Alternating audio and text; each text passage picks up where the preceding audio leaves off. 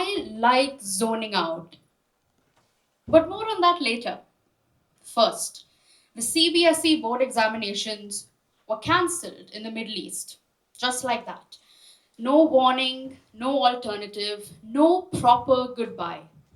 The finish line that students had been running toward for years was quietly pulled from underneath them overnight. For the world outside, it was a headline. For the students inside it, it was a notification on a Sunday morning which threw away a full year of preparation. See, the before never properly ended, and so the after never properly began. And in that silence, a question surfaced. One I'd heard before, one I still didn't have an answer to. Rewind with me. I'm in 10th grade, writing school notes at my dining table. I was a straight A student, disciplined, focused. That was my thing. I wore achievement so comfortably that I mistook it for personality. And then my mom walks in and asks me completely out of nowhere, "Yes, Renu, I get that you're a good scorer. But who are you other than that? What else do you have?" I remember staring into my notebook as if the right answer would somehow appear between the highlighted notes and the diagrams staring into my soul. It didn't. And I'm not the type of person who dwells. Stuff happens, I move on. But this question, there was no moving on from it. You see, my brain does this thing when a question has no answer. In my head, I see a white cube, and I'm a small speck inside of it. The cube rotates around me slowly while I stay completely still. No walls to push against, no direction to face, just the absence of an answer where one should exist. So I did what straight A students do. I filed it away, told myself I'll figure it out after the finish line. That's what finish lines were for, right? You cross them successfully, then you become a full person. 2 years later, the finish line vanished. Same question, same cube, but this time, no filing it away. Now, the problem wasn't that I had worked hard. The problem was that somewhere along the way, I had become only one version of myself, a polished version, a successful version, but not a complete one.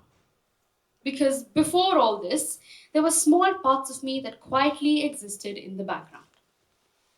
Throughout grade 12, I had two items on a mental bucket list: a comic book series about a dog and a cat, and a game.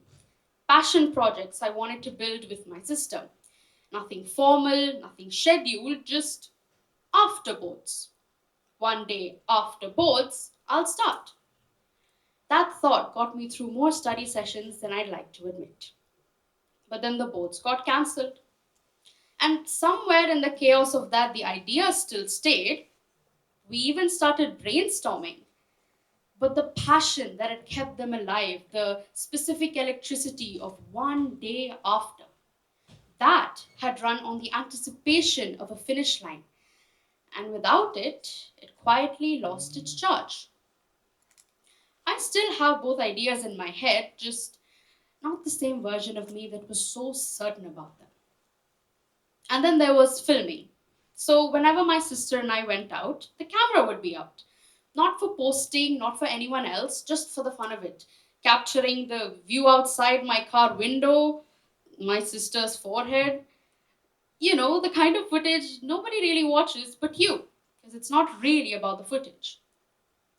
But then, studies piled up, the outings got fewer, and the instinct just switched off. I didn't give it up dramatically, I just stopped making room for it.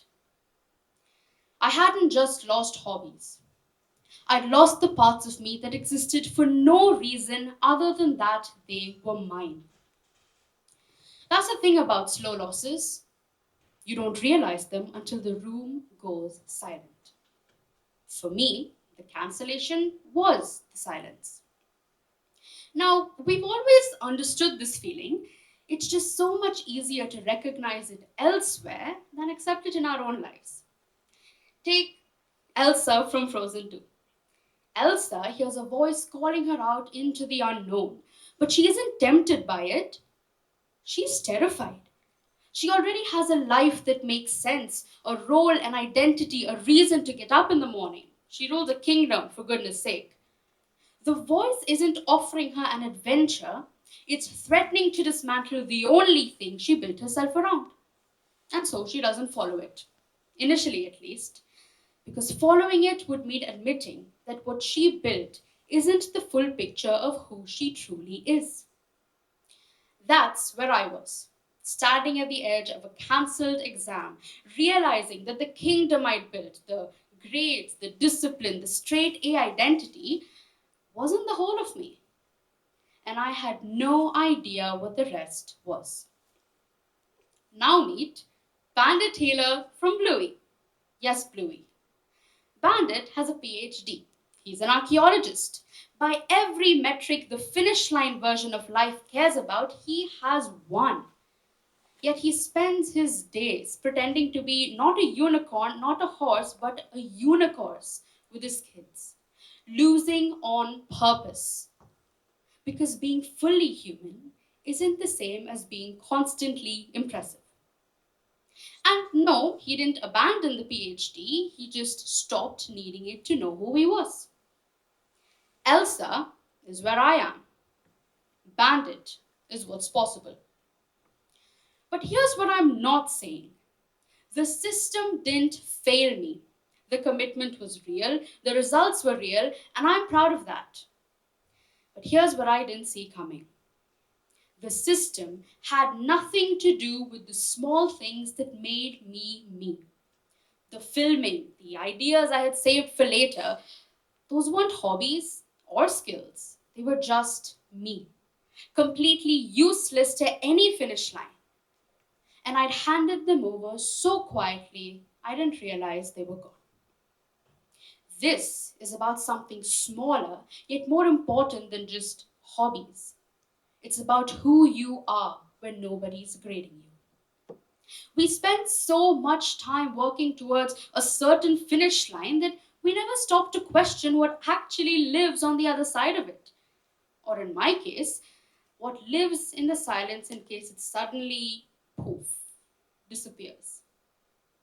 Every finish line is just the gateway to the next unknown. And what gets you through one unknown into the next isn't the goal you achieved or the exam you sat. It's the ungradable, uncategorizable, completely yours version of yourself.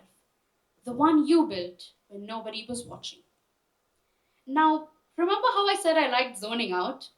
Here's what I meant. I zone out into alternate timelines. I imagine the version of me that sat the boards, walked out of that exam hall, crossed the finish line properly. I wonder if she'd have finally wrote the comic book series, finally built the game. Perhaps, or maybe she'd be standing exactly where I'm standing, asking the same question I'm asking now. Now what? I still don't have a clean answer. The ideas in my head still haven't materialized. But the camera, slowly and quietly, is starting to come back out. Not as enthusiastically as before, but something ungradable, uncategorizable, completely mine something.